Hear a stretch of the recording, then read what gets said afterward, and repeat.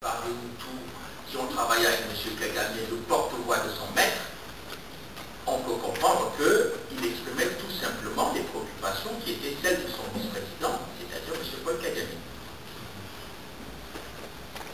Les pays africains ont gardé un silence devant cette déclaration, alors qu'elle portait atteinte à la charte de l'OUA qui prône l'intangibilité des frontières héritées de la colonisation.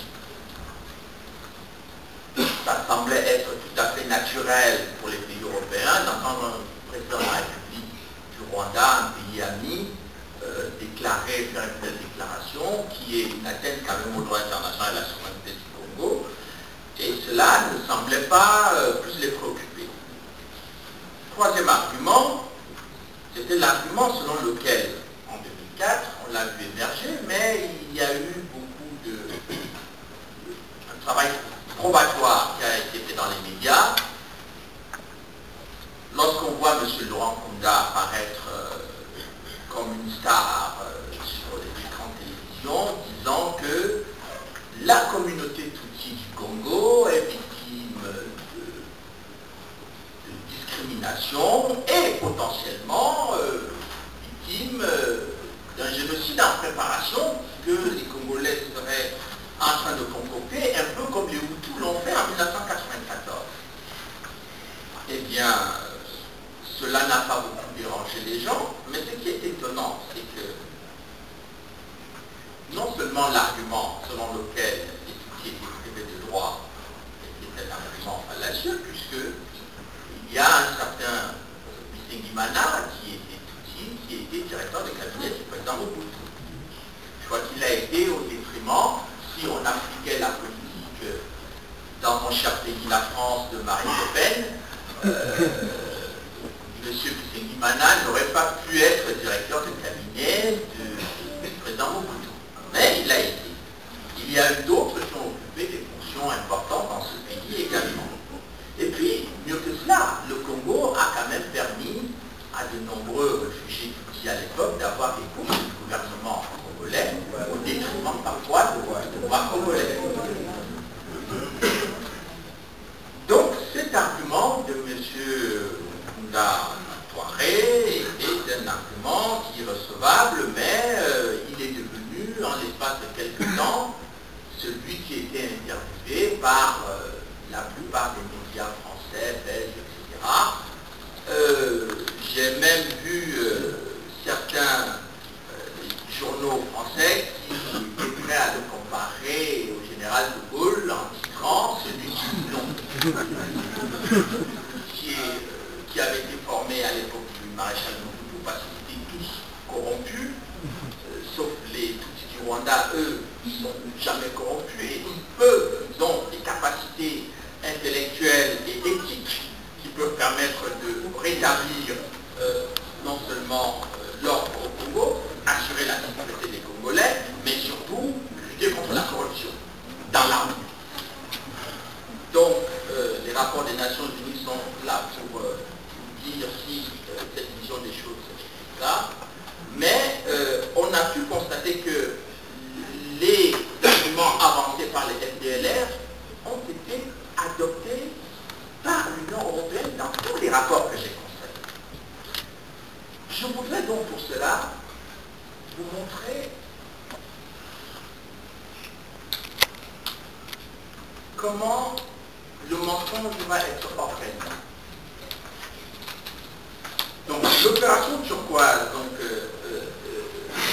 c'est l'opération qui avait été initiée par la France, c'était une opération des Nations Unies, qui aujourd'hui est sévèrement critiquée par le monde entier, en commençant par le Rwanda, qui a rompu ses relations diplomatiques avec la France, quitté la francophonie, aboli le français au Rwanda pour la langue anglaise, et qui est une très bonne chose, parce que la langue anglaise est très largement parlée dans le monde.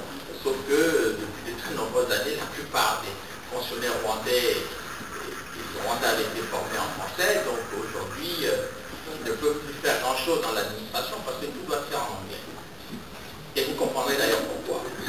Donc l'opération turquoise est organisée et on se rend compte que quand vous regardez, vous voyez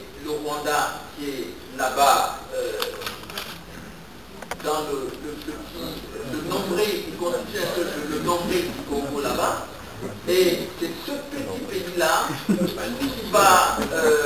je pense que sur le plan visuel, c'est intéressant de voir comment ce petit pays-là terrorise la France, terrorise les Congolais, terrorise l'Union européenne. Simplement pour le génocide qui avait été commis en 1994. Faites très attention. Et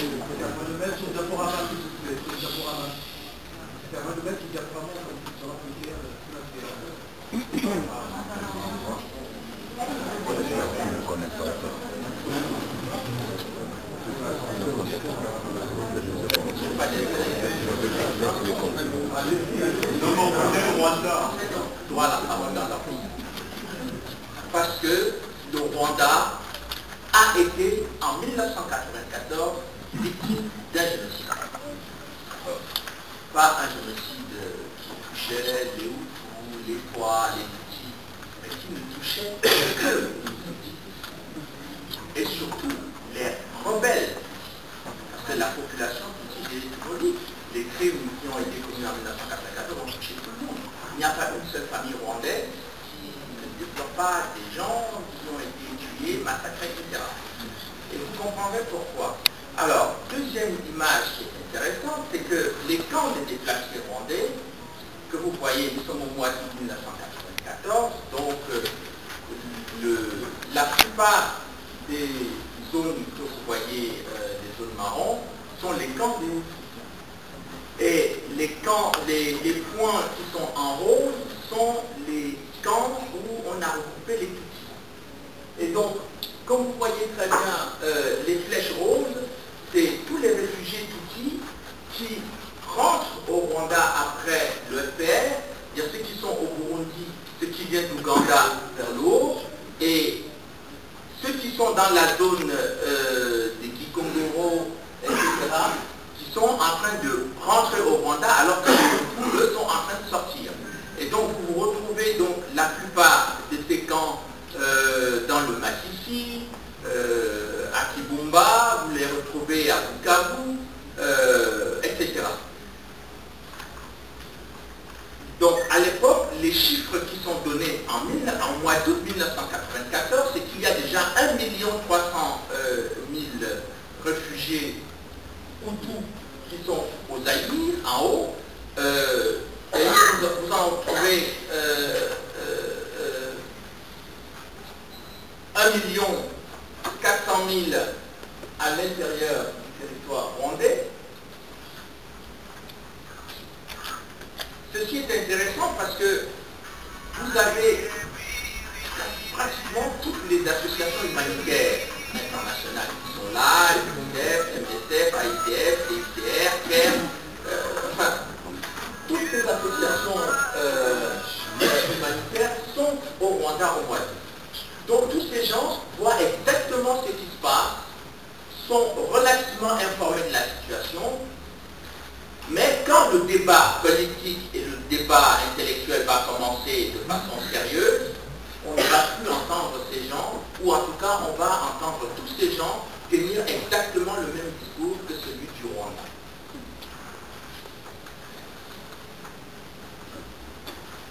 On arrive à des choses intéressantes.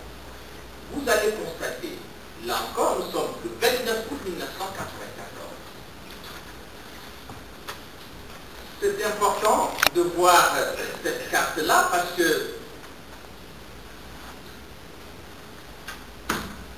elle vous présente la situation du Rwanda. L'armée patriotique rwandaise en haut là-bas est en train d'organiser l'asphyxie de la région de Goma, puisque le dernier bataillon des Hutus, des réfugiés Hutus, donc de ce qui reste en quelque sorte le résidu de l'armée rwandaise, enfin ce qu'on appelait les phares, donc les forces armées rwandaises du président Habyarimana, se retrouvent tout simplement à ce niveau-là. Et ce qui est très intéressant sur cette carte, c'est que vous voyez qu'au même moment, les flèches oranges que vous voyez, c'est la pression de l'armée patriotique rwandaise, c'est l'armée patriotique rwandaise, et juste à côté, vous avez le drapeau américain. Vous avez une présence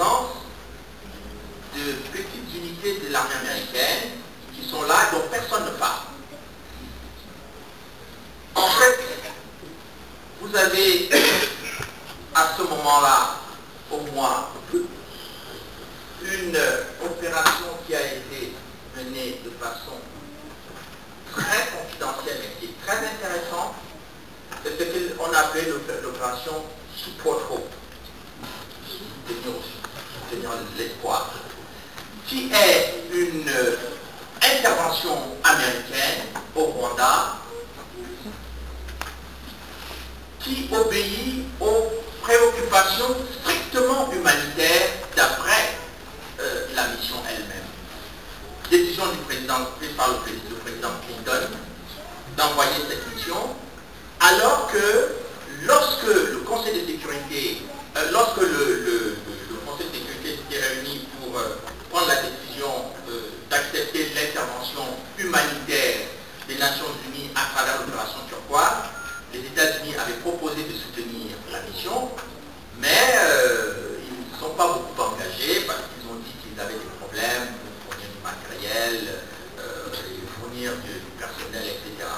Et juste au moment où l'opération Turquoise quitte la région, quitte Goma, eh bien, la mission Support Hope arrive. Vous allez avoir donc, dans le même temps, vous avez un drapeau canadien à Kigali. Vous avez un drapeau britannique à Kigali. Puis un pays, Nouvelle-Zélande, est là aussi. Nous sommes, retenez bien, le 29 août 1994, c'est-à-dire que nous sommes censés être en plein massacre, n'est-ce pas? Même si les gens ne partagent pas les mêmes positions, mais au moins qu'il y ait une confrontation intellectuelle d'un certain niveau, documentée. Et si vous dites des choses fausses, eh bien, il y a quelqu'un qui peut apporter des documents contraires ou des informations contraires pour vous permettre tout simplement de permettre au plus grand nombre d'accéder à la connaissance. Mais dans le dossier du Rwanda, vous devez accepter que ce qui se passe à l'est du Congo, c'est des groupes armés. Et puis c'est tout. Alors, venons-en à l'Union européenne. J'ai dit tout à l'heure que l'Union européenne n'a pas pris ses distances avec le discours de Kigali. Pourquoi? Parce que lorsque je consulte les documents du Conseil et les documents de la Commission, je me rends compte que la plupart des documents disent que les Interahamwe et les génocidaires Hutus qui sont basés à l'est du Congo continuent de menacer la sécurité du Rwanda. Lorsque les Nations Unies, la MONUC, qui est basée à l'est du Congo, qui n'est quand même pas réputée être pro-Hutu ou pro-génocidaire, fait des rapports en disant qu'ils ont quand même eu des infiltrations de l'armée rwandaise à l'est du Congo. Paul Kagame menace les Nations Unies en disant si on continue de porter ce genre d'accusation contre le Rwanda, il va retirer ses troupes au Darfour. Parce qu'entre-temps, à la demande des États-Unis, les troupes rwandaises ont été formées avec un matériel venant de Stuttgart, en Allemagne, remis au Rwanda pour représenter la force de la paix au Darfour. Et quand je regarde qui sont les gens qui font la campagne au Darfour, donc je disais tout à l'heure un certain M. Kouchner, qui est l'ami et le groupe des amis de M. Kagame. Je suis allé moi-même au Darfour. J'étais effaré de constater avec une délégation de sénateurs européens qui ne comprenaient pas très bien la subtilité, pourquoi il y avait des... Ils ne voyaient même pas que c'était Rwandais, ils voyaient que c'était des Noirs qui étaient là. Mais je leur ai expliqué par la suite que les gens qui nous ont accueillis à la passerelle étaient des militaires de l'armée patriotique rwandaise. Parce que le Rwanda a l'art de ne pas envoyer des Hutus et aussi dans les opérations extérieures, il semble-t-il du coup pas la capacité d'assurer la sécurité dans de bonnes conditions, probablement des raisons qui sont pas là. Mais quand je suis arrivé là-bas, j'ai constaté avec les sénateurs européens que l'ensemble des militaires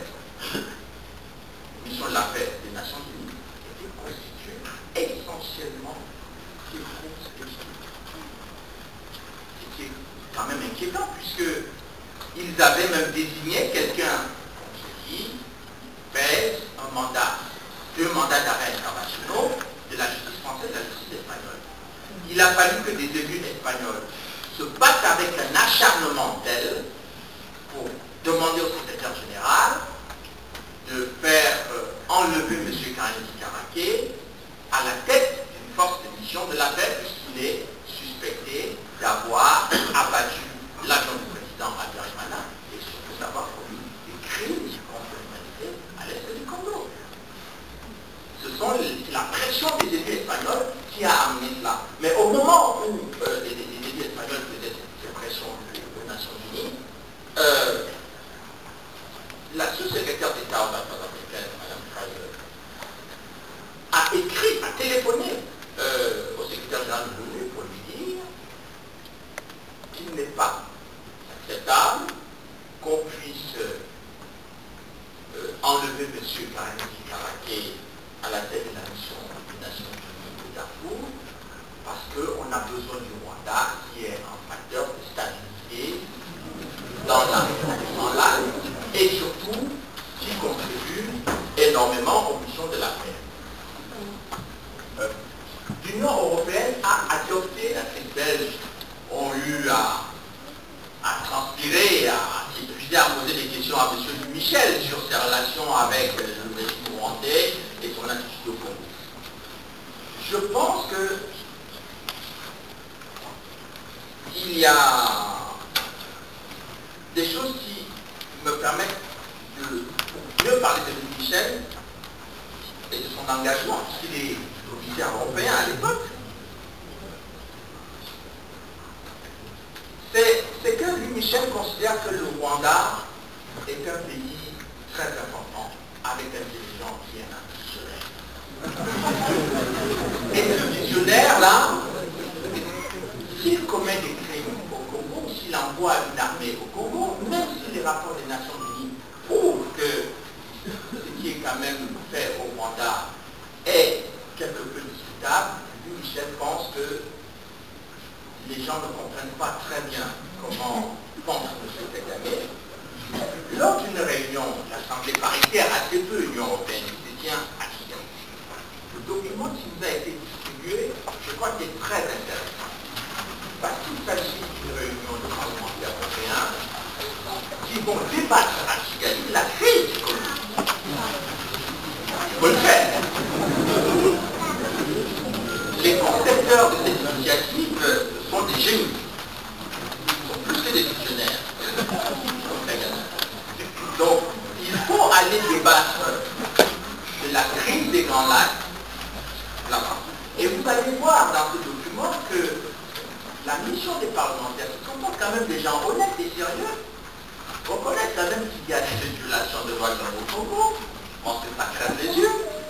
Mais ils le soulignent quand même dans leur document. Et lors du discours de M. Michel à cette occasion, j'épargne l'étage où j'ai pris des petits morceaux intéressants, il dit, j'ai noté par exemple le discours du président Kagame à Londres. Certaines de ces formules sont remarquables de force et de vision. Et il poursuit. Et puis, vers la fin du discours, et c'est ça qui est vraiment qui m'a beaucoup plu, c'est qu'il parle des institutions démocratiques, de l'État des institutions démocratiques. Et il dit, seuls des États dotés d'institutions démocratiques qui relaient des attentes et des forces des citoyens peuvent donner un sens éthique à l'économie libérale. Libéral, on ne va pas lui faire le reproche d'être un libéral, chacun le droit d'être un gauchois, au centre, ou partout en même temps. C'est l'État qui doit définir les règles du jeu économique. Bon, pour l'instant en Europe, ce n'est pas tout à fait le cas, mais bon. C'est l'État qui doit organiser la redistribution équitable de la prospérité au travers d'un accès égal à l'éducation, à la santé, à la justice, à l'administration et aux besoins élémentaires d'une population. C'est génial. C'est l'État qui doit garantir un système de prélèvement respectant la capacité compétitive de chaque État. Et puis, un tel État n'existe pas là où la liberté d'expression, la liberté de critiquer, de proposer, d'amender, de débattre, de s'opposer n'existe pas. C'est un poème, monsieur. Le progrès social et humain ne peut venir que de la tension contradictoire et de l'opposition des idées. Et pour reprendre les mots du président Kagame lui-même, je cite M. Michel, si nous y parvenons, l'Afrique, pour ne parler que d'elle, deviendra a continent of opportunity and not an object of pity and charity. C'est un continent de l'opportunité et non de l'objet de la pitié ou de la charité. C'est remarquable. Mais M. Michel ne s'arrête pas là. En 2010, lorsque le rapport des Nations Unies est publié, le lendemain de la publication du rapport, mettant en cause le rôle et l'action du Rwanda au Congo, M. Michel crée au Parlement européen l'Association des amis du Rwanda. Je ne sais plus si c'est de la provocation ou si c'est de la poésie.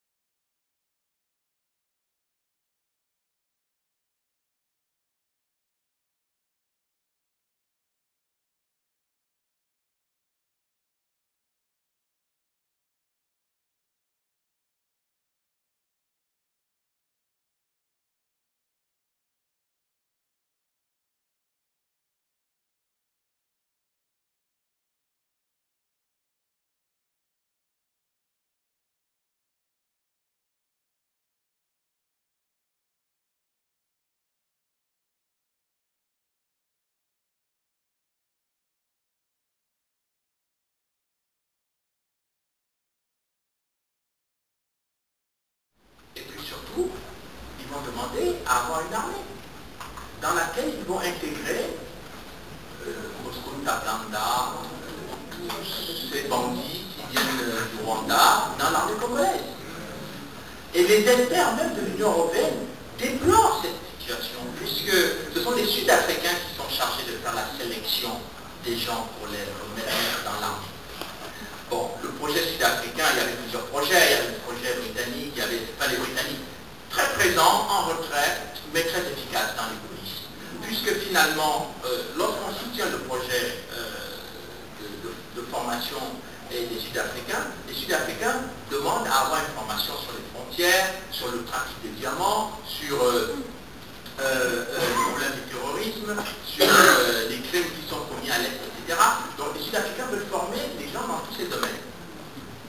Mais l'Union européenne est pressée parce que c'est ça, ça prend du temps, c'est pas très important. Ce qui compte, c'est la sécurité des Kinshasa.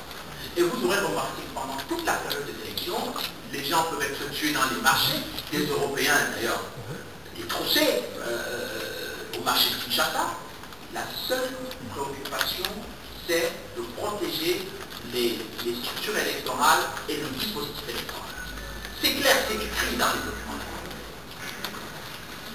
Une fois qu'on arrive à ce stade-là,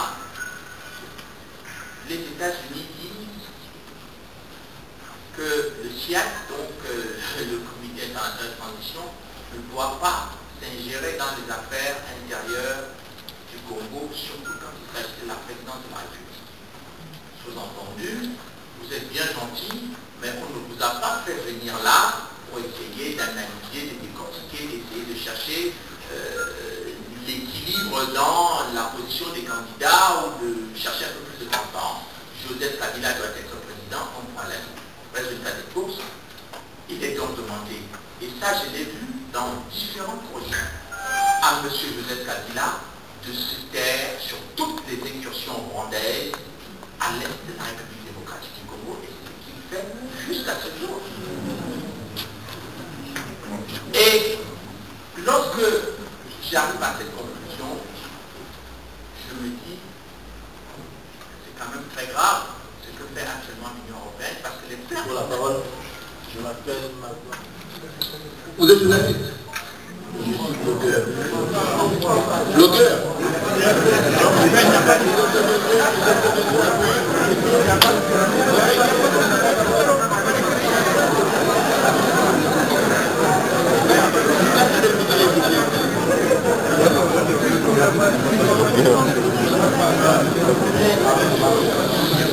Je voudrais féliciter Charles Nana.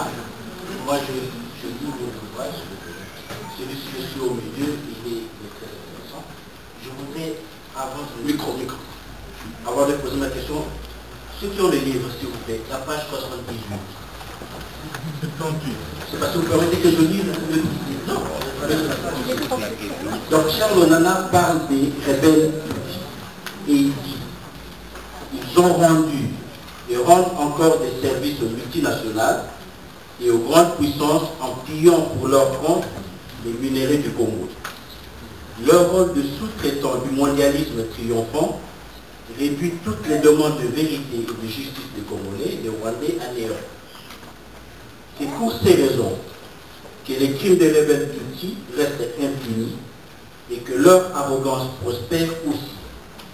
Ces nouveaux valets du mondialisme en Afrique narguent régulièrement les Congolais et se prévalent d'être les Juifs d'Afrique. Bien qu'irrationnelle, cette identification est prise au sérieux par ces hommes des collines qui peinent à vivre en harmonie avec leurs compatriotes Hutus et leurs voisins congolais. Je voulais insister sur une chose. Lorsque le colonisateur est arrivé et qu'il a eu besoin... Est-ce que vous pouvez aller à votre question, s'il vous plaît? Il a eu besoin d'avoir des collaborateurs et à l'époque il a créé l'ethnie Tutsi en se basant sur des données pseudo-scientifiques, l'histoire est connue. 40 ans après, toujours pour continuer à piller, il a eu besoin de s'appuyer encore sur une frange de cette population. Et c'est ce qui continue aujourd'hui. Ce que je voudrais dire, et vous l'avez souligné là-dessus, c'est que nous sommes en guerre, notre pays est en guerre, et pendant la guerre, il y a une seule règle, soit tu es tué, soit c'est toi qui tues. Une dimension de cette guerre, c'est la guerre médiatique. Il semble que nous l'ayons perdue. À notre niveau, comment est-ce que M. Charles Onana, qui est de l'extérieur, vous pensez qu'on peut apporter encore un plus pour aller toujours plus loin, pour leur faire changer dans leur plan machiavélique qu'ils ont contre le Congo? Merci.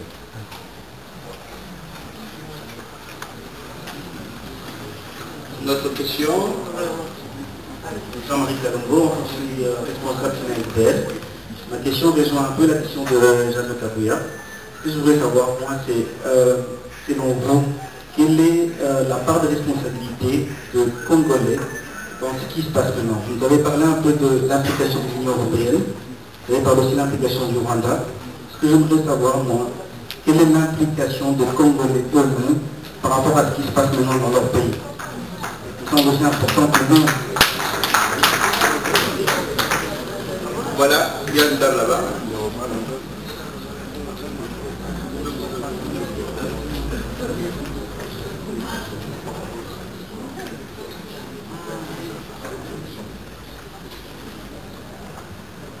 Merci, je m'appelle Cynthia Chidi, je suis étudiante en journalisme à l'UCL.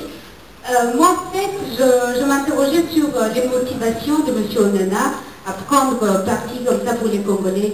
Qu'est-ce qui vous a tellement motivé? Qu'est-ce qui vous a, je ne sais pas, quelles ont été vos motivations pour prendre vraiment ouvertement parti pour les Congolais? Voilà. Merci. Une dernière, une dame là-bas, une dame là-bas.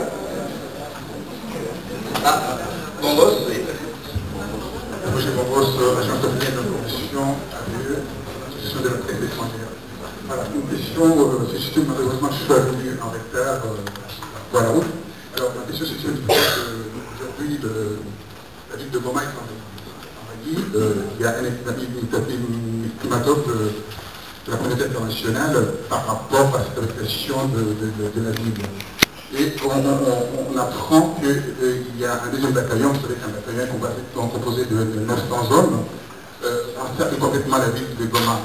Et on demande au niveau de la répression de l'Union européenne, de la communauté internationale, le M23 doit partir, doit évacuer de 20 km.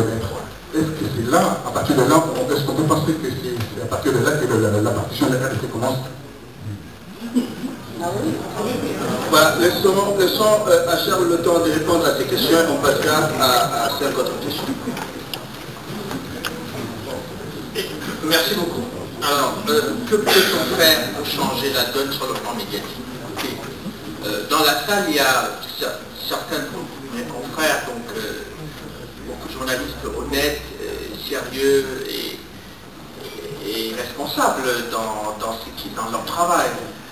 Le problème souvent c'est que ce que je sais dans la façon dont fonctionne le métier, et ce n'est certainement pas à moi qu'on va raconter des histoires, c'est que le système va avec le fonctionnement des médias. Le système mondial va avec le fonctionnement des médias. C'est-à-dire que dès lors où, moi je suis sûr que si je mettais un peu de talent pour dire qu'il y a une planification de génocide, je serais tous les jours invité à la RTBF, il n'y a pas de doute là-dessus.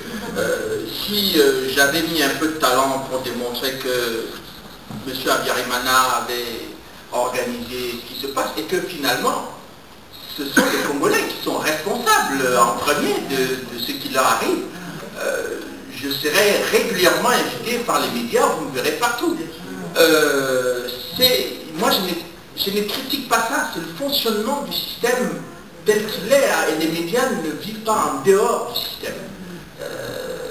Les médias ne sont que le reflet et la partie émergée de la manipulation des masses. Mais il y a beaucoup de confrères aussi qui en souffrent à l'intérieur de ces appareils. Moi j'ai beaucoup de journalistes, je connais que ce soit en France, qui me disent en aparté, mais M. Onana, parce que ce que vous dites est vrai, on sait ça. Mais si nous on le dit, on va être combattu ou on nous mettra dehors. Et moi j'ai pas envie de perdre mon travail parce que je vous invite ou des choses de ce genre. moi je les comprends parfaitement, c'est pas moi qui vais leur jeter la pierre. Mais je pense tout simplement que ce que nous, journalistes, nous oublions, c'est qu'on va tuer notre profession.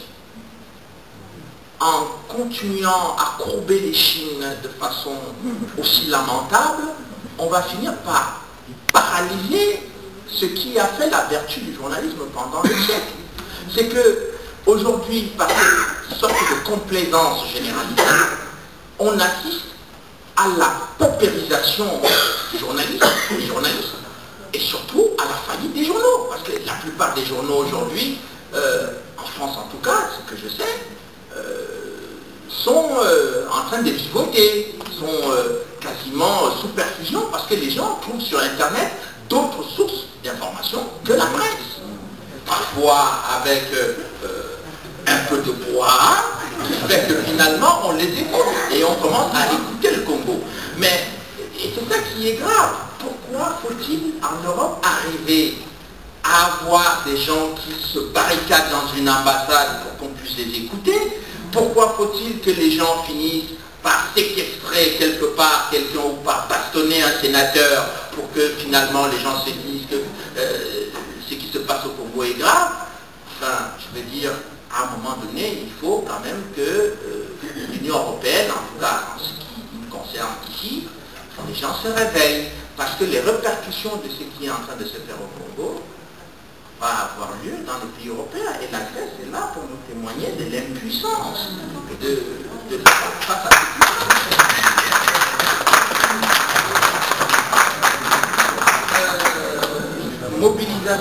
la mobilisation, que peut-on faire en plus? En plus de la mobilisation, Et encore, et encore, et encore, et encore. C'est peut-être la seule façon de se faire entendre, parce que, bon, visiblement, on respecte le M23, on les écoute parce qu'ils sont militairement armés et qu'ils persécutent les gens, mais je tiens à dire tranquillement ici qu'il va falloir que l'Union européenne fasse attention, parce que en essayant d'adopter une telle attitude de complaisance vis-à-vis du M23, ça peut donner des idées aux Congolais. Et je pense que nous ne serons pas tous gagnants si ils se comportent comme le M23, y compris les multinationales qui soutiennent le M23, parce que si les Congolais ils vont se comporter comme des gens qui n'ont rien à perdre. Et il faut éviter qu'on en arrive là. Il faut que les gens se réfléchissent par rapport à cela. Alors, l'implication des Congolais dans ce qui se passe. Écoutez, oui, les Congolais ont une part de responsabilité, mais je me refuse à inverser les rôles. C'est-à-dire qu'on veut mettre les Congolais au cœur de ce qui se passe, alors qu'ils n'ont rien demandé. Pour l'instant, aucun Congolais n'a traversé Kigali en 1994 pour aller faire un génocide. Donc, je ne peux pas concevoir qu'on commence par dire « et les Congolais » d'ailleurs. Et là, peut-être que les Congolais doivent réagir, parce qu'à force d'insulter le leadership congolais, ça fait longtemps, M. Kagame et tous, ils ont systématiquement dit que si le Congo va mal, c'est parce que les Congolais sont incapables. Du haut de leur arrogance, j'essaie simplement de leur dire, il n'y a rien de plus dangereux que de pousser un peuple dans ses derniers retranchements. Il n'y a rien de plus dangereux, de plus grave, que d'humilier à répétition un peuple, parce que vous risquez de provoquer en eux ce qui était complètement invisible ou endormi. Donc à force de répéter aux Congolais qu'ils ne valent rien, le jour où ils vont valoir quelque chose, ils vont peut-être le montrer avec beaucoup d'énergie. Et ça, il faut faire attention.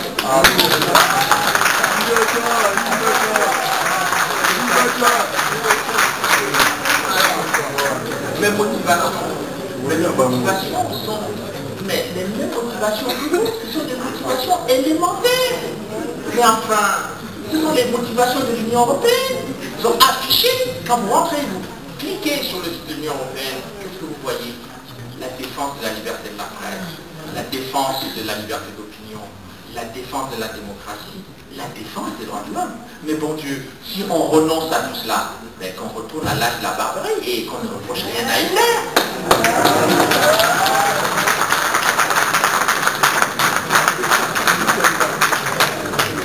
Alors la partition de la RDC, la partition de la RDC a commencé en 1994. Ce que nous voyons aujourd'hui, et c'est pour cela que à l'époque, quand je commençais à travailler sur ce dossier, je pense très sincèrement que beaucoup de Congolais croyaient de bonne foi qu'on n'allait pas en arriver là. Et beaucoup ont pensé que ce qui se passait à l'est du Congo était un des petits phénomènes ou quelque chose de marginal, d'anecdotique. Mais le problème, c'est qu'ils n'ont pas pris la mesure qu'il y avait une stratégie derrière. Et ce que m'a apporté pendant longtemps mes discussions avec l'envoyé spécial de Bill Clinton en Afrique, la congresswoman Cynthia McKinney, c'est qu'elle m'a expliqué, puisqu'elle était l'envoyé spécial du président américain dans la région. Et j'ai rencontré un certain nombre de conseillers là-bas, et j'ai vu des documents. La façon dont les choses ont été mises en place montrait clairement qu'il y avait une volonté d'annexer le Congo.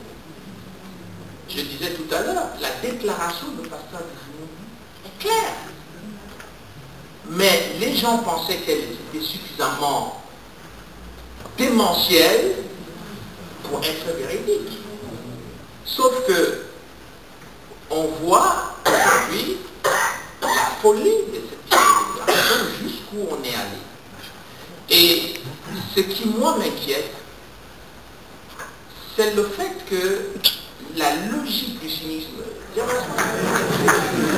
Avant l'entrée de M23 à Goma, j'ai été voir un homme politique belge que je n'ose pas citer le nom.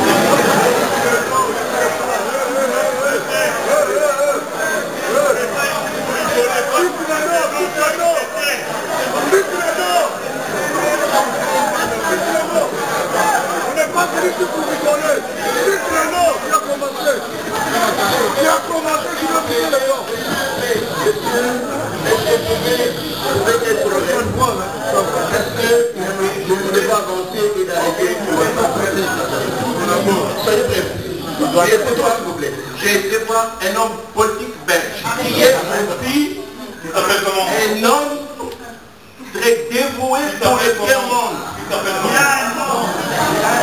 Alors, arrêtez de parler. Allez, oh, prenez le micro. Prenez le micro.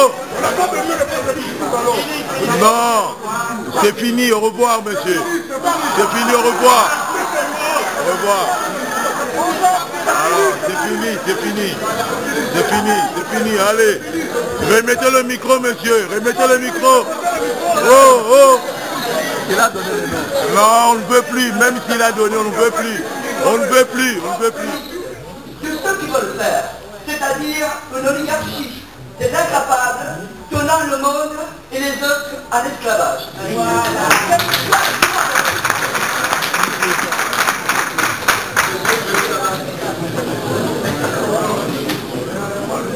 Et après, Richard nous répond et on prend 5 autres questions et on arrête. Allez-y. Je remercie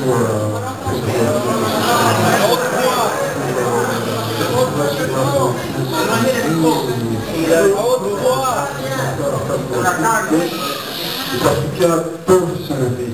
Nous sommes tous africains. Ma question, je n'ai pas de question. Mets le micro, mon frère.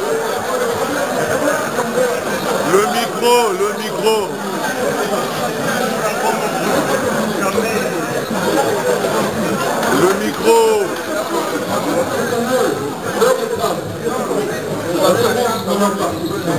Maintenant, nous, en tant que Congolais, qu'allons-nous faire pour notre avenir?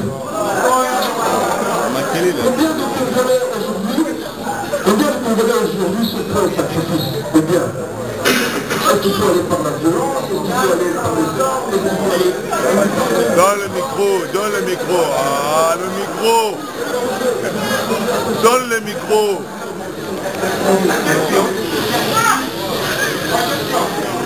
La question, il y a une prédiction quand même. Ma question. Vous avez dit dans l'ouvrage, dans le titre, que tu es situé au cœur de la tragédie congolaise. À la page 163, vous avez donné des témoignages de James Kabarebe, l'ex-général d'état-major congolais, et aujourd'hui ministre de la Défense du gouvernement rwandais. Un témoignage indiquant sur l'actuel président du Congo, Joseph Kabila. James Kabarebe dit, Joseph Kabila, je prends un extrait, n'a aucune aptitude au commandement. C'est le témoignage qu'il a donné dans cet ouvrage et que vous reprenez. Alors ma question, c'est de savoir qu'est-ce qui justifierait le choix, l'appui de l'Union européenne, de la communauté internationale, qui n'a pas de faire, pour répondre à votre expression, à un individu qui n'a aucune aptitude au commandement. Quel jugement portez-vous sur les accords? Micro, c'est bon. Quel jugement portez-vous sur les accords de Lomé?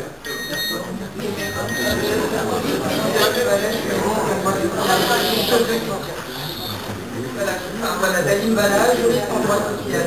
J'ai deux questions. La première, qu'est-ce que l'on peut faire ici au niveau donc, de la justice internationale pour dénoncer même le comportement même de l'Union européenne et ainsi de suite, étant donné que sans leur juridiction, comment peut-on contrôler finalement les pompiers pyromaniques? La deuxième question est, puisque ce soit le Congo qui doit être administré, est-ce que les autres pays africains n'ont pas cette crainte que ça puisse dépendre notamment sur les autres voisins? Qu'est-ce que les autres Africains pensent de ça? Ils n'ont pas peur que le Rwanda, après le Congo, envahisse peut-être d'autres pays? Merci. Charles va répondre et nous reprenons 5 autres questions. Pays et que son voisin est très riche, etc., ayant beaucoup d'espace et qu'ils pouvaient ensemble partager une ressource. J'avais trouvé ça ridicule. C'est un peu comme si les Allemands avaient demandé à la France de leur filer l'Alsace-Lorraine. Pourquoi ils ont fait la guerre pour l'Alsace-Lorraine? Parce qu'ils considéraient que leur territoire était souverain et qu'il n'y avait rien à faire. Si les Allemands voulaient un territoire, ils n'avaient qu'à se débrouiller à l'intérieur de ce qui leur appartient. Donc je pense tout simplement que... Mais par contre, ce qui est intéressant dans ce discours, en dehors de son côté un peu discourtois et vis-à-vis du Congo, c'est quand même de montrer qu'il y a une démarche politique qui vise à tout faire pour annexer le Congo en utilisant toutes sortes de subterfuges.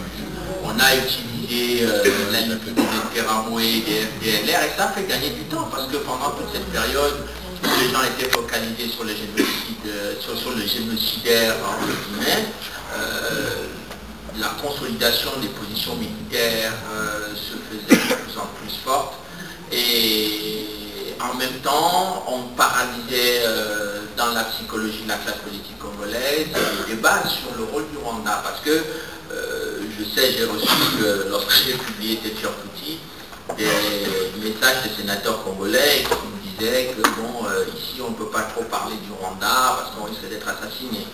Bon, et donc, je comprends que les hommes politiques congolais ont envie de vivre, ont envie de siéger, et que tout cela, à un moment donné, quand on met dans la balance entre le fait de prendre une Kalachnikov ou de rester au Sénat en bouche bée, on peut choisir la deuxième hypothèse. Mais cela dit, je pense que la situation est très grave et que je pense que les Congolais ont tout à gagner à se battre pour arracher leur pays des faits imaginez que ça n'avait pas été fait du tout. Alors, les gens seraient encore beaucoup plus frustrés que cela. Donc, je pense que c'est dans le combat parfois qu'on arrive à sophistiquer ces armes, et c'est aussi dans la bataille, la recherche, parce que chaque fois que vous posez un acte, que vous répétez le même acte, vous ne le faites pas nécessairement comme vous avez fait la première fois. Donc au fur et à mesure que... Écoutez, je comprends l'exaspération parfois de certaines personnes qui ont l'impression qu'il ne se passe rien. Moi je vais vous dire une chose, moi je l'ai vécu. Quand j'ai commencé à parler du Rwanda, combien de gens osaient parler du Rwanda à cette époque-là? Personne. Le Rwanda, quand j'ai publié le livre, en 2002, je veux dire parler du Rwanda comme je l'ai fait, pas de tous les sujets, mais de l'attentat du 6 avril. J'ai pris un risque personnel important parce que ce n'est pas fini d'ailleurs. À l'époque, on appréciait beaucoup mes enquêtes, etc. Mais le jour où j'ai mis mes pieds dans le dossier du Rwanda, mais j'ai eu tous les problèmes de la planète. Tous les problèmes de la planète. Et je ne vous parle pas des risques personnels, des menaces, j'ai eu tout, j'ai eu droit à tout dans le dossier. Mais jusqu'à ce que je comprenne les ramifications qu'il y avait autour de ce dossier. Mais au moment où je le faisais, je ne comprenais pas. Et je ne comprenais pas d'ailleurs pourquoi les médias n'osaient pas en parler. Aujourd'hui, avec l'expertise que j'ai sur le dossier aujourd'hui, je comprends très bien ce qu'il y a derrière et qui sont les gens qui sont derrière ce dossier. Mais c'est pareil. Quand j'ai soulevé pourquoi le livre Tétur-Fonti a beaucoup intéressé, ça peut être d'entrer au Conseil de sécurité au moment où les rapports des Nations Unies sortent de contrôle. Donc, il ne faut être ni exaspéré, ni démobilisé, ni essoufflé.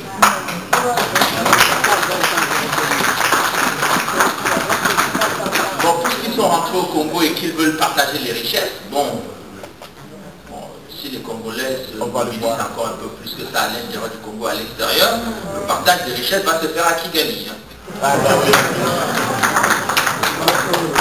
Alors, l'UA et les pays africains et les ACP. Mais écoutez, les pays africains, il y a un problème aujourd'hui en Afrique, qui est très simple, parce que j'ai quand même discuté avec beaucoup de dirigeants africains, et avec des gens, voisins du Congo, qui m'appelaient, des ministres, des gens très respectables, etc., qui me disaient, monsieur Nana, pourquoi vous vous fatiguez avec les Congolais? Il y a des gens puissants qui sont derrière, je parle comme ça. Des gens qui sont censés. Il y a des gens très, très, très puissants derrière. Bon, je comprends qu'il y a des gens puissants derrière. Mais le problème, c'est que quand ils vont vivre la situation du Congo, ils n'auront plus le même discours. Parce que si ça commence, les Soudanais aujourd'hui doivent se mordre les doigts et regardent, moi j'ai essayé de les sensibiliser sur la situation de leurs voisins, puisque la frontière du Soudan, quand vous regardez bien la carte, vous allez voir la partie soudanaise où les infiltrations des armes, etc. rentraient aussi au Congo. On n'en parlait pas beaucoup à ce moment-là, mais les pays africains ont placé, vous avez vu quelqu'un qui a été placé il y a je crois il y a 3-4 ans, je ne sais plus, M. Patrick Mazimaka était l'adjoint de M. Alpha Omar Konaré au sein de l'Union africaine. Et les gens ne comprenaient pas pourquoi M. Patrick Mazimaka était là et qui était-il. Il a participé à torpiller toutes les initiatives de l'Union européenne sur le Rwanda, y compris les enquêtes qui avaient été faites par les experts de l'Union européenne dans la région. Et à un moment donné, je lis donc dans les documents de l'Union européenne une intervention de M. Joseph Kabila qui dit qu'il se méfie de M. Mazimaka, bon, parce qu'il le connaît effectivement, sur les déclarations portant la lutte contre condamné le Rwanda dans son action au Congo. Mais l'ensemble des gens, et les gens ont remarqué que monsieur Konaré avait quitté son poste alors qu'il il était apprécié, très apprécié par ses interventions au sein de l'Union africaine. Mais moi je sais, bonne source, que M. Bazimaka a passé le temps à préparer les dossiers contre M. Konaré. Et à un moment donné, puisqu'ils font beaucoup de renseignements, c'est-à-dire que chercher au point faible, etc., de manière à pouvoir rendre toute l'action de toutes les personnes au sein de l'Union européenne. Deuxième élément, c'est que en Côte d'Ivoire, comme à Béripan, elle avait fait au Rwanda. Et j'ai appelé quelques Ivoiriens en leur disant, je peux comprendre que M. Guillaume Soro encense Paul Kagame, ils ont la même trajectoire, ce sont des rebelles. Mais lorsque M. Charles Blé Goudé vante Kagame, il y a un qui n'a rien compris dans l'histoire. Et malheureusement, il est du bon côté. Et donc, ce n'est qu'après qu'ils ont compris, que les Ivoiriens, après la chute du président, qu'ils ont compris que, et lorsque les banques ivoiriennes, pour que vous compreniez comment, c'est une toile d'araignée, c'est assez compliqué. Lorsque les banques françaises rentrent en guerre contre l'État ivoirien, la BAD et son président sont du côté de M. Ouattara et de la déstabilisation de la Côte d'Ivoire. Pourtant, c'est l'État ivoirien qui avait contribué à faire désigner M. Donald Kaberuka, qui, dans le pays, aurait la même bataille contre la France. Et j'ai simplement attiré l'attention des Ivoiriens sur deux faits. M. Kagame avait une couverture excellente, y compris quand il attaque l'armée française à Paris. Toute la presse française est favorable à ces thèses. Ça n'a jamais été le cas de M. Gbagbo, alors que M. Gbagbo n'a pas tenu le quart du discours de Kagame contre la France. Gbagbo n'a jamais rompu ses relations diplomatiques avec la France et il n'a jamais quitté la francophonie. Mais malgré tout cela, l'ensemble de la presse était très anti-Gbagbo. Donc je dis, la dernière chose, c'est que lorsqu'il a été question au sein de l'Union africaine de renverser le président Gbagbo, celui qui prétendait défendre la même position que lui contre la France, quelle a été sa position? Elle a été d'encourager la chute du président Gbagbo. Donc, je clôt la parenthèse pour dire que les ACP, d'ailleurs les ACP, c'est habituel, moi j'ai vu leur rapport. Non.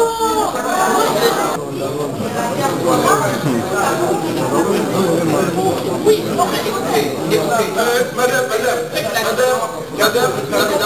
la parole se doit, s'il vous plaît, la prochaine fois, demandez la parole. Vous ne pouvez pas prendre la parole comme vous l'avez fait. Nous laissons à Charles le temps de... Je voulais simplement vous expliquer, madame, que les institutions ne sont pas la société civile. Les institutions ont leurs règles de fonctionnement, leurs méthodes d'action, qui ne sont pas nécessairement les conditions de la société civile. Et pourquoi j'ai fait ce travail? C'était pour montrer aux Européens qui ne sont pas informés de ce que font les institutions européennes, parfois en leur nom et avec leur légitimité, ce qui se passe au Congo. Et ce qui est important, et c'est d'ailleurs pour cette raison que les gens sont mal à l'aise avec ce livre, parce que si j'avais raconté les histoires qui venaient de ma tête, ils auraient dit qu'il faut l'interner, il est certainement malade mental. Mais sauf que ce que j'ai essayé d'apporter, c'était pour que la société civile européenne prenne conscience de ce qui se joue en son nom et puisse prendre la responsabilité qu'elle peut avoir, peut-être pas de sanctionner, mais d'interroger tout au moins l'Union européenne sur son action en République démocratique du Congo. Et ça, c'est important. Vous avez un réseau européen ici qui rédige constamment des communiqués qui adressent à l'Union européenne sur son action. C'est une action, mais ce type d'action, on peut étendre ça. Je ne sais pas le nombre de Congolais ou de Belges ou de Français ou de Norvégiens, etc., qui peuvent écrire à l'Union européenne pour leur demander ce qui se passe, qu'est-ce qu'ils ont fait au Congo. Ils vont être obligés de s'expliquer à un moment donné. Donc je pense que ne confondez pas l'inaptitude des hommes politiques. Moi j'ai pas dit que, d'ailleurs j'ai dit que heureusement que les Maïmaï étaient là. Avec rien, ils ont tenu. Aujourd'hui les combattants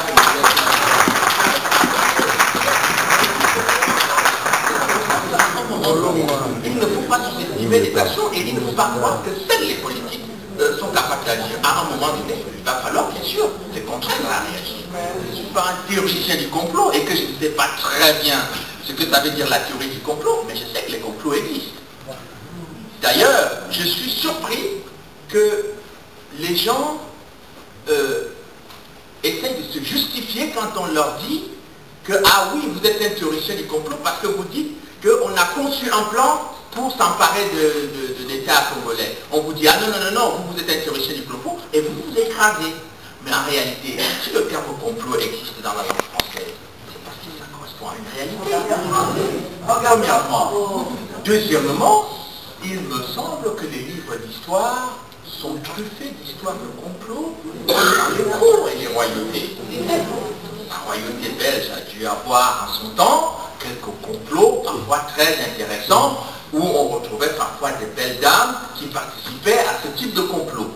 Donc je pense que ce qui se passe aujourd'hui au Congo est, certes vous avez raison, une tendance à vouloir s'emparer des richesses par un petit groupe de gens pour pouvoir asservir l'ensemble de l'humanité. Ça commence en Afrique parce que l'Afrique est le maillon faible sur le plan militaire. Mais l'Afrique est le terrain sur lequel, et le Congo en particulier, le lieu où tout le monde s'est donné rendez-vous. Vous avez tout le monde au Congo maintenant. C'est probablement parce qu'il y a du grand gouffre là-bas. Donc je partage votre analyse sur ce plan-là, mais évitons d'être taxés, de se laisser taxer de théoriciens du complot. James Kabarebe, qu'est-ce qui justifie le soutien à M. Kabarebe et la communauté internationale, non, pardon, à M. Joseph Kabila, quelqu'un qui est considéré comme une acte de commandement? Ben, c'est très simple. Quand vous avez quelqu'un qui n'a jamais rêvé d'arriver au pouvoir par des conditions, des voies normales, et que du jour au lendemain, il trouve des parrains à Washington ou à Paris qui lui disent que, bon,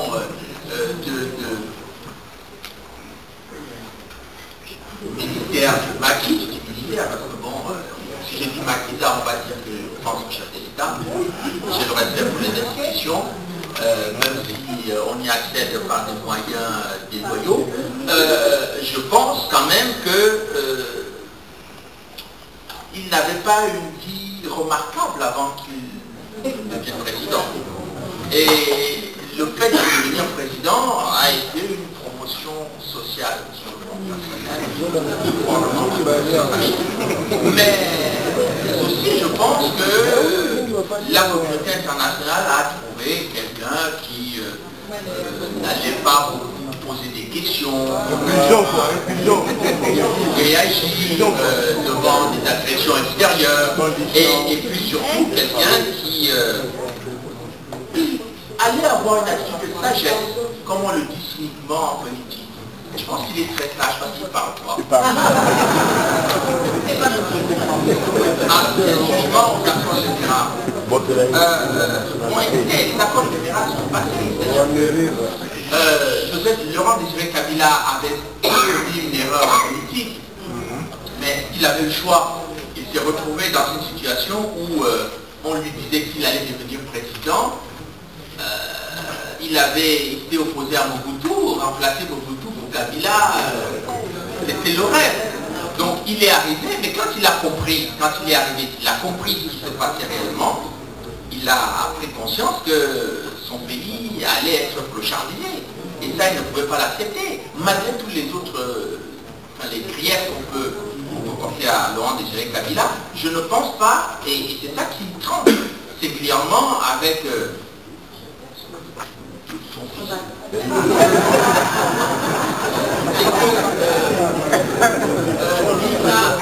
il ne pouvait pas accepter que son pays soit traité comme cela est en train de se faire. Je pense, de mémoire, d'analyse, je ne vois pas un seul chef d'État congolais qui aurait accepté ce qui est en train de se passer.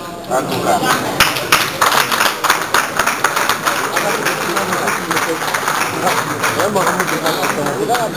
Au niveau international, pour la défense des droits de l'homme.